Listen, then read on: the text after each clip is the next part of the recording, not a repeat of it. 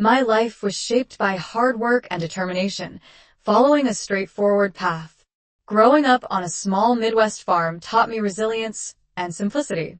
Despite my rural roots, I wanted more than the familiar fields and faces of my tiny hometown.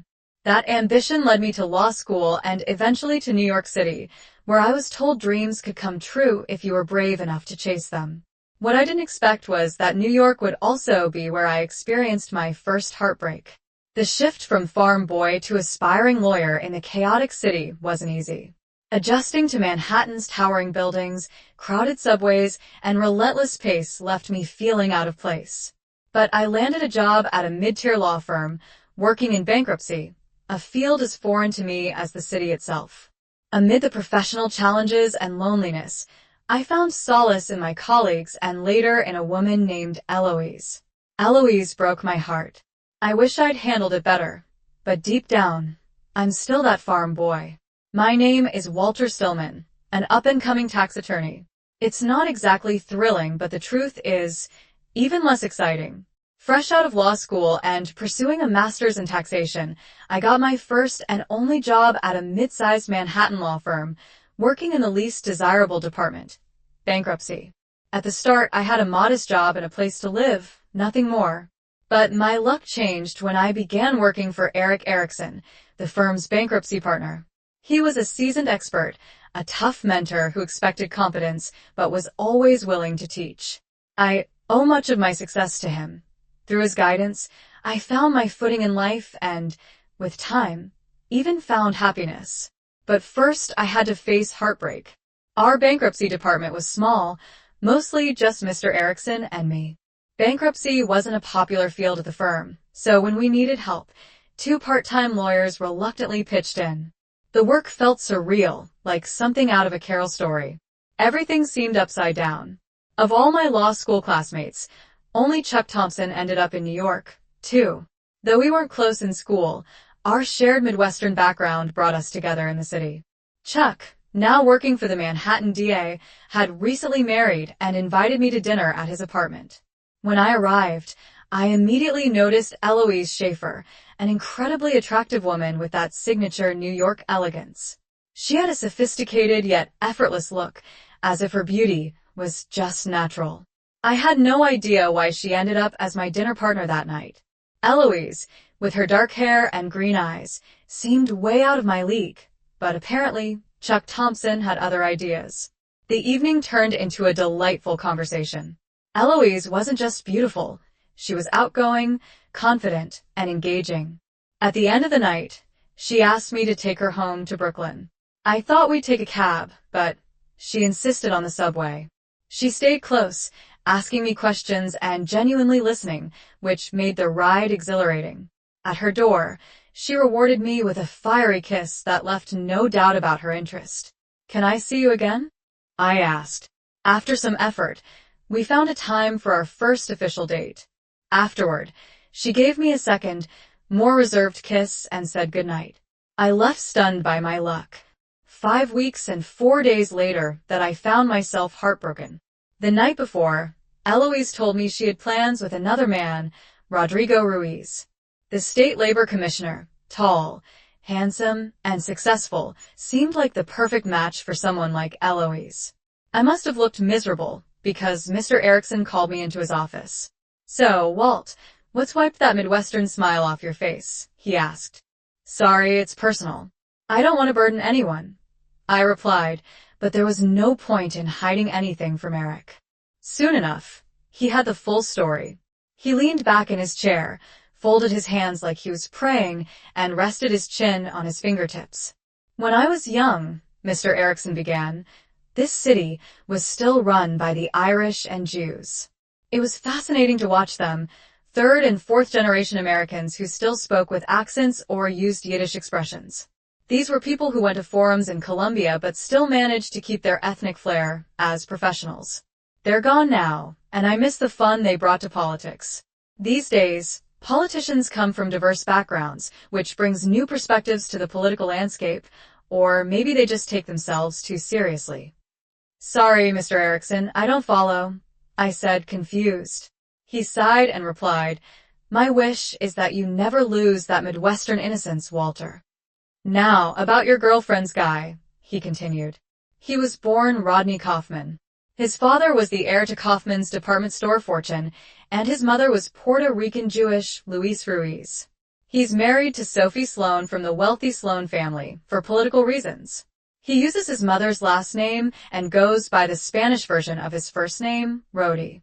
Rody is a seasoned politician with a solid career built on his expertise, but your lady prefers you to him for 3 good reasons. First, the man is 47 and she's much younger. Second, he's married to a nice Jewish woman with 3 kids.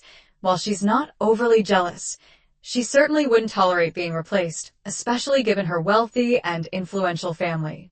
Third, Rody himself is cautious about his personal relationships because of the potential impact on his political career. But what if she is seeing him? I asked, feeling uneasy. Mr. Erickson frowned, the way he did when someone asked a dumb question. How old is this lady? 29, I replied. A 29-year-old woman with a ticking biological clock, and you're a suitable 26-year-old lawyer, he said, his tone sharp. I think you're misjudging the situation. Rody's boy's involvement is meant to push you forward. 4 dates with a 29-year-old single woman means things are getting serious. So either get serious or get lost. After that talk with my boss, I felt better, even encouraged. On our next date, I pushed the issue and was rewarded with a warm response. If we're going to move forward, I need to know you're serious about this, she said, her voice firm. I could ask the same of you, I replied. Are you speaking generally? She asked, narrowing her eyes. I confirmed, and about Rody, she pressed. I've been seeing him for a few years, she admitted, but he's not serious, and I am. I said, thinking again how smart Erickson was. She took me to bed that night. I was a maid, but I didn't have much experience. She had plenty and used all of it. I barely survived the night. I ended up moving into her apartment for a week, and soon enough, marriage was on the table. She began dropping hints as soon as I moved in. Eloise was 29 and working as an associate manager at Sanderson Financial Management. Shortly after our engagement, she became a vice president. I knew she was smart and careful, but I was surprised by how organized she was. It took just 6 weeks to plan the wedding. Family-wise, she was the oldest of 3, and the only daughter. Her father, a real estate lawyer, worked in Westchester and Putnam counties and was heavily involved in politics. That's why they rushed to plan a large wedding. Death had reduced my family to just me and my sister Nancy, who lived on the West Coast with her partner. She refused my invitation to the wedding. My career had settled into a comfortable routine, now doing less demanding work without Eric's guidance. He made it clear he was preparing me for the future. Bankruptcy was stagnant, and Eric didn't hide the fact that I needed to be ready for when things picked up, as he was planning to retire. You have everything. Intelligence, a likable personality, but you need to learn how to really work, he said, looking at me intently. In response, I focused on studying the laws and cases carefully. Yes, he acknowledged, but there are still some techniques that aren't written down yet. On the Friday before the wedding, I learned a new trick. Eloise and her mother had picked Labor Day for the wedding. I hadn't quite understood that this early date meant we'd have the weekend to get ready, and we could fly to the Caribbean for our honeymoon, courtesy of her parents. The Tuesday after the wedding, our bags were packed and waiting in the hallway, 3 for Eloise and 1 for me. I was nervous about the wedding, but I didn't have time to dwell on it that morning. The week before, my fiancé had gone to her family's home in Westchester, so we could have some time apart before the big day. This will make the honeymoon sweeter and keep my wedding jitters from scaring you off, she joked. At 10 a.m. on that Friday, the last business day of August and 3 days before the wedding, I had a bankruptcy court hearing. It was for setting up the first day orders, a critical step in reorganization cases to establish the rules for how the debtor would proceed under court protection. For a small case like mine, these hearings were informal, with just a couple of lawyers and the judge. Usually it was the bank's lawyer and the debtor's lawyer. Judge Marks, like me, stuck to the rules. That Friday, I walked into my office ready to grab the case file and head to court, but the clerk told me the judge's secretary had scheduled a phone hearing instead. When I arrived, I was immediately nervous. The judge's clerk connected everyone, and Judge Marks asked, "So, Amanda, what's your issue with this ruling?" Amanda was the bank's lawyer. She was sharp and knew the law well. Her arguments were direct and hit all the weak spots in my case. Amanda was a talented lawyer, but not particularly attractive. Her nickname was Sugar, though it made no sense.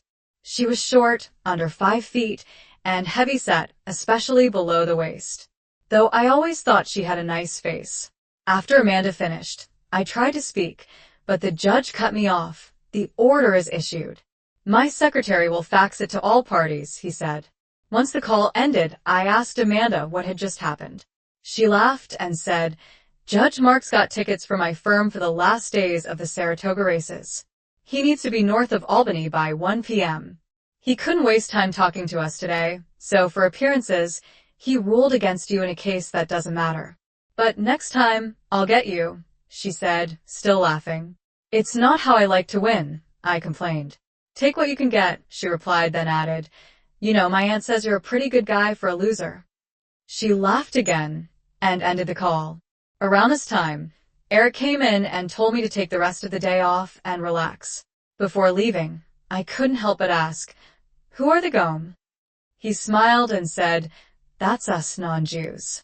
What they meant was that you're a good young man for a guy like you. It's a compliment. I headed back to the apartment, thinking I could leave for Westchester early.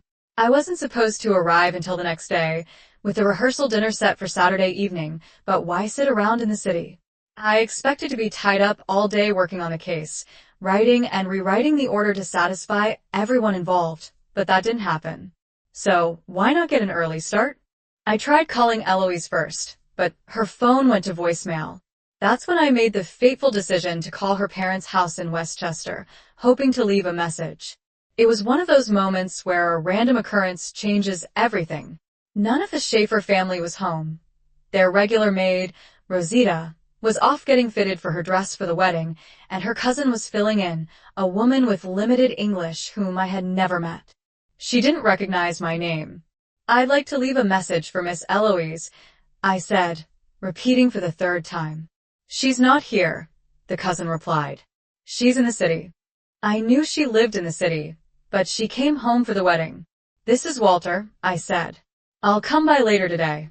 "She's in the city, staying at a hotel." "Come to the wedding tomorrow," said Rosita's cousin. It took a moment, but my curiosity was sparked. "Which hotel?" I asked. "The Plaza," came the reply.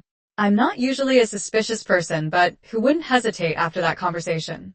It was nearly noon when I finally called the Plaza Hotel. Our reception was supposed to be in Westchester, not at the famous Plaza in New York City. Something was happening that I hadn't been told about. There had been a bachelorette party last week, but maybe the ladies had decided to have another celebration before the wedding. I called the hotel and asked for Eloise Schaefer. There was no record of her under that name. Then, perhaps out of insecurity, I asked, "What about Rodrigo Ruiz?" "No, sorry," replied the young woman. "Try Rodney Kaufman." After a pause, she said, "Yes, Mr. and Mrs. Rodney Kaufman are staying in the honeymoon suite. Would you like to be connected?" It could still be someone else, I told myself, thinking it wasn't an uncommon name. As the phone rang, when a man answered, I almost hung up, but I had to ask, "Can I speak with Eloise Schaefer, please?" "It's for you," I heard him say. "Hello," she said. I recognized her voice, but couldn't bring myself to speak. "Hello, is anyone there?" she asked, and then to him, "There's no one on the line." Finally, I found my voice. "It's Walter. Don't come to the wedding. I won't be there." I hung up as I heard her scream my name before the call cut off. I don't remember much after that. I sat in the apartment, paralyzed, as if all the energy had drained from my body. It felt like everything good in my life was gone. The romance, living together, our stylish apartment. It had all been a lie.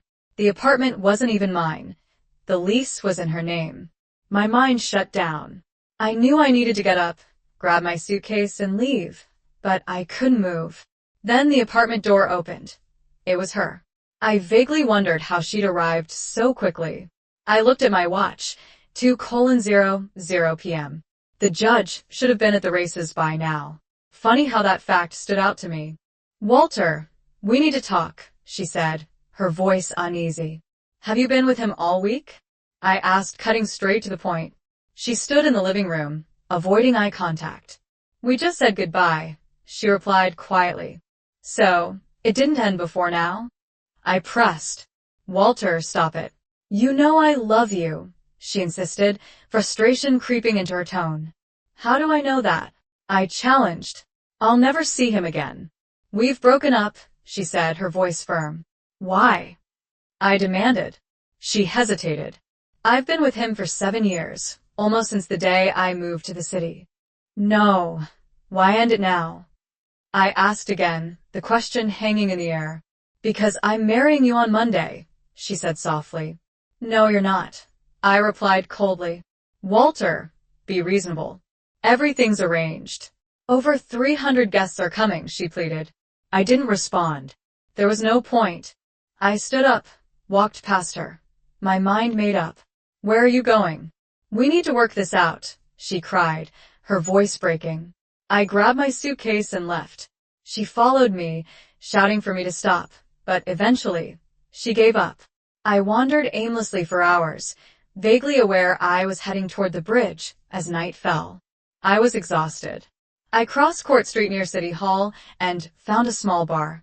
It was packed for a Friday night, but I found a dark corner to hide in. "Hey," a voice said.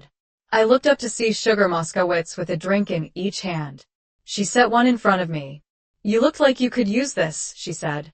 "Thanks," I mumbled, taking a sip of the strong drink. "It's called a stinger," she explained, then added, "As you can see, I'm not very religious." I asked, confused. She smiled, a beautiful smile, and explained it was a joke about being in a bar on a Friday night with non-Jews. "And what's with the suitcase?" "What should I tell my mother?" she teased. I looked down, and suddenly remembered the suitcase by my side. "Oh, I had to leave after all. The apartment is hers," I said, taking another sip that burned all the way down. Sugar, Amanda didn't ask too many questions. Instead, she told funny stories about herself and people we both knew from bankruptcy court. It's a small legal niche and everyone knows each other. She kept my glass full and tried to make me laugh. I think she already knew I was engaged, in getting married soon, but she didn't seem surprised to find me in a Brooklyn bar with a suitcase the night before my wedding. Maybe she'd had a few drinks before I arrived and hadn't realized what the suitcase meant or where I was at that moment. The only clear memory I have of the night was Amanda helping me into a car and saying, "It's not far to go." Later, I dreamt of Eloise. In the dream, she pinned me to the bed, enjoying herself much more than usual. I urgently needed to use the bathroom, but when I got out of bed, I realized I had no idea where I was. The apartment had changed. For a moment, I was completely disoriented. Then it hit me with sharp, painful clarity. I left Eloise in her apartment. But where was I now? My head throbbed, and my brain felt stuffed with cotton. I could hardly remember the night before. I remembered going into the bar on Court Street, then a friend had joined me for a moment. I couldn't recall who it was, and then it came back, Amanda, Sugar.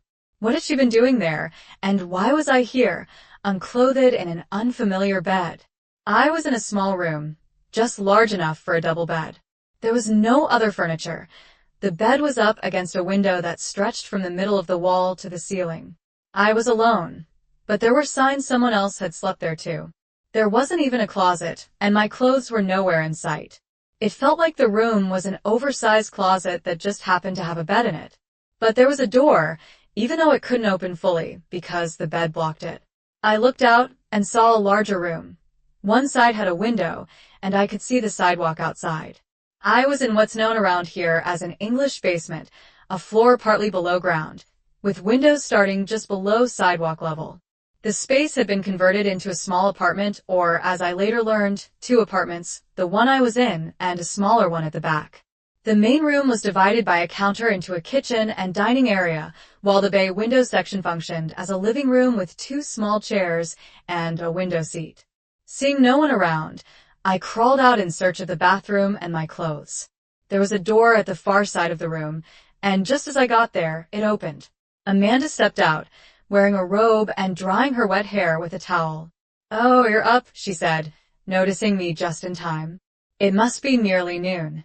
I instinctively covered my groin with my hands, which made her giggle. "It's too late for modesty," she teased. I was embarrassed and rushed past her, guessing that the room she'd come from was the bathroom. I was right, and after closing the door behind me, I relieved myself.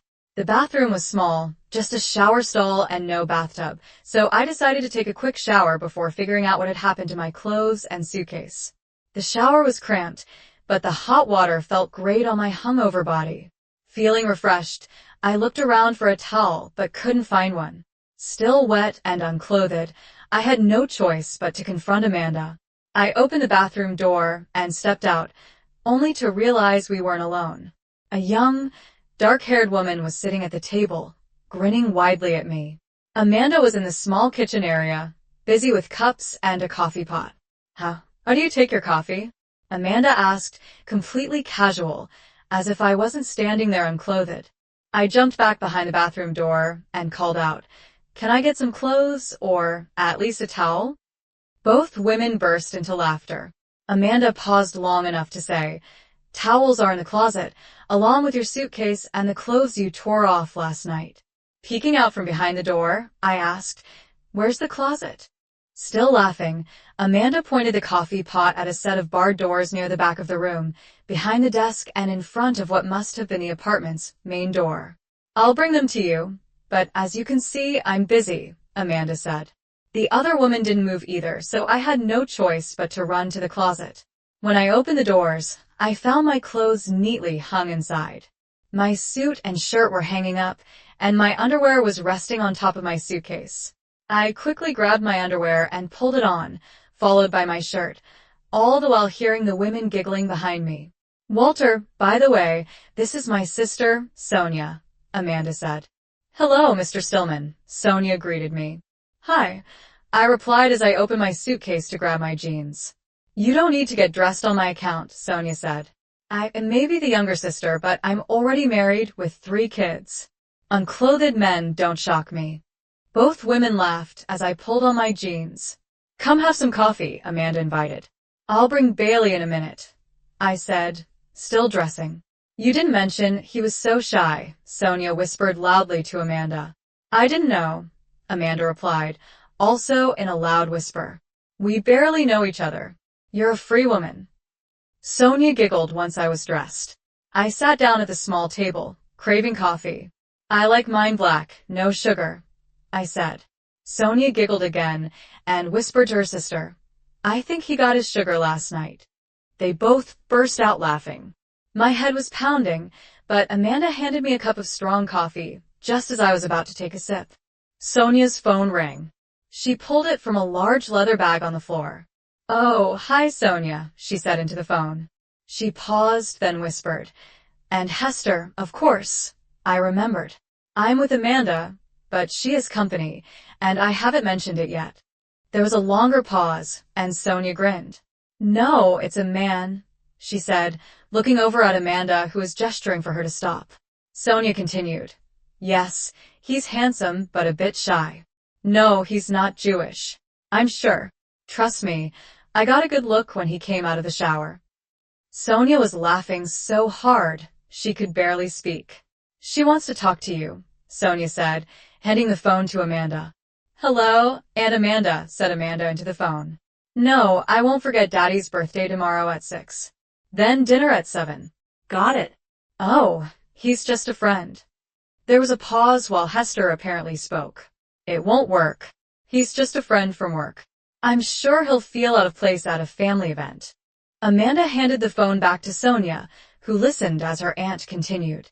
"I don't know," Sonia said, turning to me. "She wants to know your name. What should I tell her?" "Walter," I answered. "Walter Stillman.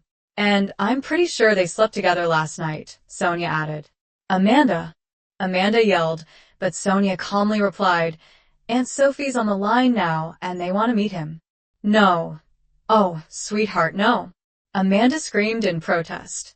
Then Sonia handed the phone to me, saying, "My Aunt Sophie wants to speak with you." I took the phone and put it to my ear. "Hello, Walter, I'm Amanda's Aunt Sophie," she said. "And my sister Hester and I are hosting a party for our brother Leonard's birthday, Amanda and Sonia's father. We'd love for you to join us with Amanda. Could you do that? It would mean a lot to the family." "I'm not sure," I said, trying to politely decline. "I don't want to intrude." I handed the phone back to Amanda, who spent the next 10 minutes arguing with her aunts while Sonia grinned mischievously. Both aunts took turns debating with their niece until Amanda finally gave in. "Fine, I'll bring him." Amanda sighed before hanging up. "Sugar, sugar, sugar," she muttered. "She does that, you know," Sonia said. "Does what?" I asked, confused. "Replaces curse words with sugar, as if we don't know what she really means," Sonia explained. Sonia smiled, standing up. "Well, my work here is done. Time to go rescue my husband before the kids drive him nuts." Once Sonia left, Amanda turned to me. "You don't have to go," she said. "My family can be a bit much sometimes. I don't get why your aunts want to meet a stranger at a family gathering," I said, confused. Amanda let out a short, almost sad laugh. "Sonia is my younger sister, by nearly 4 years. She's already married with 3 kids. I turned 30 last year, and my whole family thinks I should be married and pregnant by now. They act like my biological clock is ticking on their schedule, but they don't really know me. And apparently, I'm also the wrong religion." She gave a wry smile and added, "But at least I'm the right gender." Amanda continued, "I used to have a roommate here to help with the rent, $3, $500 a month, you know. Junior bankruptcy lawyers don't make much." I nodded, fully aware of the low salaries in our field. Then something clicked. "There's only one bed," I said, thinking aloud. "Was your roommate a woman?" "Yes," Amanda replied, catching on to my question. "But don't jump to conclusions. I'm not completely straight. But for me to have sex with a woman, I need to be a little drunk." Jessie, my former roommate, felt differently. She wanted a relationship. I couldn't give her one. So here I am, mostly straight, a Jewish spinster. I processed what she said as I munched on a bialy, a flat roll with a dented center, often topped with onion flakes, like a bagel, but not quite. Finally, I asked the question that had been bothering me since the previous night. "Did we?" Amanda burst into laughter. "Yes, we slept together. Although I wasn't thrilled when you called me Eloise." "Sorry," I mumbled, feeling my face flush. "Don't be," she said, approve. We were both a little drunk. "Was I?" I asked, embarrassed. "You were very drunk," she confirmed with a smirk. I sat silently, sipping my coffee, trying to make sense of how my life had taken such a strange turn. Just the previous morning, I had been pursuing a case against the woman now sitting across from me, Amanda, affectionately known as Sugar. Yesterday, I had been looking forward to marrying Eloise. Now, I had lost Eloise and was discussing the previous night's events with Amanda. "This is too much," I muttered. "What is all of it?" I said, "Eloise, and the fact that I'm here with you, Amanda." She didn't laugh, though it seemed like she wanted to. "Look, you've had a rough time with Eloise. How about staying here and taking it easy today?" I thought for a moment. "I don't think I can handle being alone right now. If you don't mind, I'll stay." She smiled. "Sure, we'll make the most of it." And so we did. We went back to bed. Sex with Amanda was different from what I'd had with Eloise. Amanda was so enthusiastic. It surprised me. "Wow, you really enjoy this," I said. "It's been a long time since I've been with a guy," she muttered. "But not with women?" I asked, curious. She propped herself up on her elbows, looked at me, and replied, "I've slept with a lot more women than men, if that's what you're asking, but it's not about the ZX." I lay next to her, slightly further down the bed. In one swift move, she was on top of me. She looked me in the eyes and said, "In my opinion, nothing compares to a man in bed, but in a relationship, I need more than just sex. I need someone I can connect with. More importantly, I need someone I can respect." "Are you a very respectful partner in bed? It's clear your fiancé worked hard on improving your skills." I didn't know how to respond to that, but I couldn't deny the truth. Eloise had certainly trained me well in that area. Amanda continued, "You're here in my bed because you're a good person. I've been watching you. You never hear anyone if you can help it. You're honest and treat women like people, not objects. You're one of the good guys, and there aren't many left." I replied.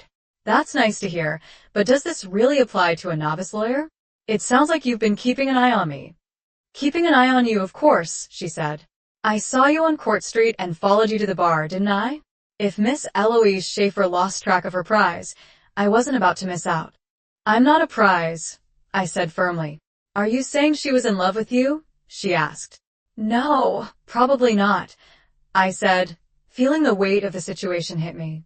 "Sorry," she said softly. "I didn't mean to offend you with that." She slid down my body, and we were once again swept up in passion. Later, we ordered takeout for dinner, and after eating, we fell into a deep sleep. In the morning, Amanda's aunts called to remind her about the upcoming party, asking if she could come early to help with preparations. "Mandy, don't forget to bring Walter," Sonia told us. "Everyone's eager to meet him." "Aunt Hester," said Amanda, "I don't know what Sonia told you, but he's not my boyfriend." She paused before continuing. "Well, bring him anyway. He knows he's invited. If he comes, he comes," Amanda said before hanging up. I grinned. As far as I could tell, they were respecting me. "You don't have to go," she said, looking at me seriously. "What else would I do?" "I don't want to be alone right now," I admitted. Amanda had distracted me from the chaos in my personal life, and I wasn't eager to sit around thinking about what Eloise had done. "Okay," she agreed, "but be prepared. You'll be scrutinized and treated as a potential suitor." "Well, technically I am a groom," I said, "but let's keep my personal issues a secret if you don't mind." "Fine by me," she replied. "As far as today's concerned, that which Eloise doesn't exist, but soon you'll have to deal with her," Amanda warned. "I know," I sighed. Amanda reached across the table and placed her hand on mine. "Walter, you've got to make a decision. Either go through with this wedding or end it tomorrow. Either way, it's going to be messy." "I can't go through with it now," I said, feeling overwhelmed. "Don't be too hasty," she advised. "If you call it off, there will be serious consequences for your career and life. This won't blow over quietly." Why, I'm not going to explain the real reason, and I doubt she will, I argued, feeling a little defensive.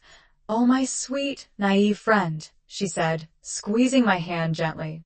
"Do you really think people don't know about Commissioner Ruiz and Eloise Schaefer? They've been together for quite a while." "I thought they broke up," I said, surprised. Amanda didn't laugh, but her knowing smile said everything. "I played along, but Eloise dated Ruiz the entire time she was with you." "But why?" I asked. "If she wanted to stay with him, why involve me?" "He's planning to run for governor next year," Amanda said. "Your engagement to Eloise was supposed to end the affair, and you are the perfect solution.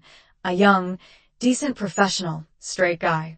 The kind of man every straight woman in New York is looking for." "A straight woman?" I asked, raising an eyebrow. "Yeah, someone who identifies with the gender they were born with, like Eloise. She needed a partner to quiet the rumors about her affair with an older, married politician. She played you like a fiddle, as you New Yorkers like to say." I frowned. "Oh, don't feel sorry for yourself. Maybe she was just saying goodbye, like she claimed a week before your wedding. Would you have preferred she did it after?" "I'd prefer if she didn't do it at all, in fact," I said firmly. "I insist." Amanda gave a small shrug. "Well, you got your revenge with me. You could still head to Westchester and marry her." "That's not happening," I replied sharply. "Hey, pull yourself together before you do anything drastic," she warned. "If you don't show up at the church tomorrow, people will ask questions." "Let them," I said, not caring about the consequences. Amanda leaned in, her tone serious. "Okay, listen. A scandal won't help anyone. You're a junior lawyer in the bankruptcy department, and Commissioner Ruiz is a big deal. You make waves, and his boat might rock, but yours will sink." "Are you saying I'll lose my job?" I asked, suddenly more concerned. "No," Amanda said with a grim look. I'm saying you'll lose your career. No one will hire you. I paused to consider, then said, Amanda, I may just be a simple guy from Iowa, but when Eloise accepted my proposal, she made a commitment. She didn't keep hers, so you can't expect me to keep mine. Amanda shook her head finally. Come on, you stubborn corn farmer, get dressed. I'm taking you to meet my family. It's not every day they get to meet a real live Presbyterian. Actually, my Lutheran, she said with a wink. At 5 o'clock in the evening, we took a yellow taxi to Amanda's family home on Beverly Road. Car services were off limits because Uncle Morty was a retired taxi driver. Morty now lived on his welfare with his two sisters, Hester and Sophie, in the house they had inherited from their parents. Morty had been married, but his wife ran off with a shoe salesman 30 years ago, a subject that was never discussed. Aunt Sophie's husband died in Vietnam, and Hester never married. Amanda's father, Leonard, the youngest of the siblings, was the only one with children. Leonard and his wife Rebecca had 2 daughters, Amanda and Sonia, and now 3 grandchildren, thanks to Sonia and her husband Jerry. The house was located in a section of Flatbush, Brooklyn, known to realtors as Ditmas or Ditmas Park. When we arrived at the large 2-story house on a spacious lot, bigger than what you usually find in the city, I didn't see anything resembling a park. Unlike Amanda's apartment, which was across from a small, quiet park, her aunts and uncle lived on a bustling avenue. The house, built in the Queen Anne style, wasn't a mansion but was larger than the typical New York City home. We were greeted at the door by Aunt Hester, a short, sturdy woman with steel gray hair. She hugged Amanda first, calling her Mandy, before turning to me, scrutinizing me for what felt like a long time and finally saying, "Not bad at all, handsome young man." "Oh, I think he's very handsome," added Aunt Sophie, emerging from deeper within the house. Sophie was tall and dark-haired, a sharp contrast to her sister. After Sophie hugged Amanda, the aunts led us into the kitchen, where dinner was being prepared. A large cake sat on the table, and the kitchen was filled with the aroma of roasting meats and the sweet scent of vanilla. "Will you peel the potatoes, Mandy?" Sophie asked, handing Amanda a potato peeler and a colander of freshly washed potatoes. "I'll take your man to help set the table," Hester said, grabbing my hand and guiding me through the swinging door into the wood-paneled dining room. The dining room was a long, wide rectangle with a burgundy carpet covering the parquet floor. Dark oak panels stretched halfway up the walls, above which wallpaper adorned with roses drew the eye upward. The ceiling was an intricate design of mahogany and oak, and a modest chandelier hung from a carved mahogany medallion. Hester led me to the china cabinets along the far wall, which were filled with various sets of porcelain. She pointed to a cabinet and said, "We use these plates today." Smiling at me, she added, "It's not easy being Jewish, you know, with all these different sets of dishes." I vaguely understood that there were separate sets for meat and dairy. She handed me a stack of plates, and we began setting the massive table, which had clawed legs and was covered with a pristine white linen tablecloth. As we worked, I couldn't help but inspect the bottoms of the plates and the labels on the linens. The porcelain was from England, and the linens were from Ireland. The real deal, I thought, just like the people who lived here. While Hester set the table, she engaged me in casual conversation, asking questions that seemed harmless, but were probably intended to get to know me better. Before long, she knew almost everything about me, except, of course, the details of my failed engagement. When we placed the last silver fork on the table, she remarked casually, "It doesn't hurt much, you know, just a tiny piece. Most kids don't even cry." I didn't understand what she meant, but before I could ask, we heard commotion in the hallway. A strong female voice called out, "I'm here, and I brought the birthday boy." It was Rebecca, also known as Judge Levon of the U.S. District Court. Her father, Leonard, was a professor of economics at New York University. I had been invited to Leonard's birthday party. Hester nudged me into the kitchen while she went to greet her brother and sister-in-law. Inside the kitchen, Amanda was peeling potatoes and putting them into a pot on the stove. She glanced over at me and said, "We need to wait here while my aunts break the news that you're here as their guest." "Am I going to cause you any problems?" I asked, suddenly feeling protective. No, but it might be a bit of a shock. I've never brought a man home before. Mom can be a little critical, so be ready. The situation was awkward and only grew more uncomfortable when we were called into the living room to meet him and his parents.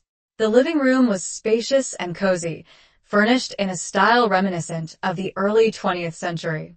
It had the potential to feel peaceful, but I could sense tension building as we entered. Amanda pulled a small box from the light jacket she had hung in the hallway earlier. It was clearly wrapped as a birthday present. There was an awkward silence when we walked in, but Amanda's father, Leonard, broke the tension with a smile and a joke. "Is this young man my birthday present, Mandy?" he asked. "No, Dad," Amanda replied softly, handing him the gift while still gripping my hand tightly, which I now realized she had been doing for some time. "Well," her father said, "I was hoping for a son-in-law, but I'm sure I'll like this too." He smiled at his daughter as he unwrapped the gift, revealing a well-worn baseball. His smile widened, though the others seemed confused. Leonard explained, "This is a game ball signed by the Mets." He stood up to hug Amanda, whispering in her ear. "Still, I'd prefer a son-in-law." Amanda whispered something back, but I couldn't hear. Her father chuckled, but when I glanced at her mother, she was glaring at me. At that moment, Sonia arrived with her husband and 3 children, who quickly stole the spotlight as they rushed into the living room. "Oh good, you made it," Sonia said, giving me a brief hug before introducing me to her husband, Jerry. A tall, skinny guy who looked like he could be knocked over by a strong breeze. Jerry shook my hand, adding, "Don't mind Sonia. She just loves teasing her older sister." Soon, the conversation shifted to the kids' latest antics and the gifts they'd brought for their grandfather. It was a relief to be out of the spotlight, though I could still feel Amanda's mother watching me. Dinner was simple but delicious, and the conversations around the table were filled with the quiet joy that comes from family being together. Occasionally, I was asked a question, but if Amanda could answer for me, she did so immediately. For more personal questions, I answered simply or deflected. Yes, my parents were dead. Yes, the farm was in Iowa. Yes, I only had one sister. I avoided talking about her because I didn't know how to explain that part of my life. However, during coffee and birthday cake, things took a turn. Judge Levon, Amanda's mother, had been watching me closely, and when the children were occupied with their cake, she pounced. "Walter, are you related to the Stillman who's supposed to marry Eloise Schaefer tomorrow?" I hesitated, but spoke before Amanda could jump in with the sharp response I anticipated. "Yes and no," I said. "I was supposed to marry Eloise, but it's over. And before you ask, your daughter had nothing to do with it." "Is that true, Amon?" her mother asked, turning to her daughter. "Yes," Amanda answered. "Really?" Amanda's mother pressed. "Yes, it's true, if that's what you're concerned about," Amanda replied, her hostility evident. "Honestly, I didn't want to bring Walter here, but he was invited, and he was kind enough to come." I could tell her mother wanted to say more, but Leonard interrupted, silencing his wife. "Rebecca, enough," he said clearly. "The young man found out about Mr. Kaufman. I've been observing Walter all evening, and he doesn't seem like the type to tolerate that." His words seemed to hit like a splash of cold water, leaving the judge speechless as he glanced around the table. It was clear that while Amanda's parents understood the situation, the rest of the family did not. Amanda spoke up. "I've admired Walter from a distance for some time. When I found him that night, hurt and alone, I took the chance to get to know him. He was wronged by an awful woman. Yes, Mom, I love him. He's too good not to love." With that, Amanda walked around the table and hugged me from behind. "Good job, my niece," Uncle Morty chimed in, bringing the conversation about Amanda and me to a close. I don't remember much after that except that there was a general sense of contentment at the table as we left in the yellow taxi. I turned to Amanda. "Are you serious?" I asked. What she replied, trying to avoid the question, was, "When you said you love me, were you serious?" The taxi seemed to grow quiet. Amanda slowly raised her head and said, "Yes, I love you. When I first saw you months ago, I wanted you, but now it's more than just attraction. I love you." Walter, Stillman added 30 minutes later. I was arrested. Eloise had apparently stayed in our apartment all Friday evening, waiting for me to come back. Where did she think I could have gone? But when I hadn't returned by the next morning, she grew desperate. With the wedding set for Monday, she panicked, fearing I wouldn't show. In her distress, she called the one person she thought had more to lose than she did, Rodrigo Ruiz, or, as I now knew him, and Kaufman. He immediately launched a police search. It took them a day to interview all the bartenders on Court Street, eventually learning I had left the Shadow Lady Bar with a short brunette. Since Amanda and I had taken a taxi 12 blocks to her Cobble Hill apartment, the police started questioning all the cab drivers in the area that night. By late Sunday, they tracked down the taxi that had dropped us at the corner of Clinton and Congress. From there, they identified the basement apartment belonging to Amanda Moskowitz, the woman who fit the description of my companion. When the police visited Amanda's apartment on Friday night, they found it dark and empty. Undeterred, they posted a couple of patrol cars to wait for our return. That eager group of officers was waiting when Amanda and I finally got back. Despite Amanda's protests, they quickly took me away at midnight.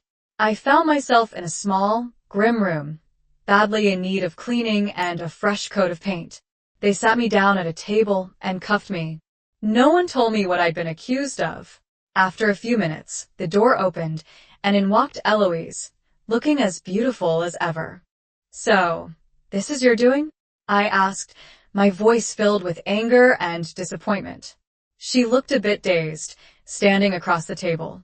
There were 2 chairs on her side, but she didn't sit. Walter, please understand, when you didn't come home, I was worried something had happened to you, said a tall, very handsome man who entered quietly behind her. He moved toward Eloise, and I instantly recognized him, Rodney Kaufman or Rodrigo Ruiz. He was more than 20 years older than me, and while he did his best to hide it, the signs of aging were there. Rodrigo Ruiz, I said, my voice dripping with venom. Please call me Rod, he replied smoothly. I hope we can be friends. For you, it's still Mr. Stillman, I responded coldly. And I have no desire to be friends. Rod sighed. That's unfortunate, because I think you could benefit from my friendship right now. I lifted my handcuffed wrist slightly, causing the chains to rattle. You can keep me here, but not for long, I said, trying to sound more confident than I felt. Rod smiled faintly. I only hope it's long enough for you to hear what Eloise has to say. Eloise, who had remained silent, finally spoke. Walter, you've misunderstood. Rod and I are just friends now. Whatever we had is over. If you'd stayed on Friday night, I would have told you everything. We have a saying in Iowa. I may have been born at night, but it wasn't last night. I found you in his hotel room. Eloise started, but Rod interrupted her smoothly. Regardless, the 2 of you are set to be married today, and it's in everyone's best interest to proceed with it, he said. Sorry, but I refuse to marry this traitor, I said. Eloise let out a small cry, but Rod just smiled and said, Language. Let's keep things civil. Would you rather I call her a promiscuous woman, because that's what she is? I could tell my words stung him, though he kept smiling. Eloise turned away, tears streaming down her face.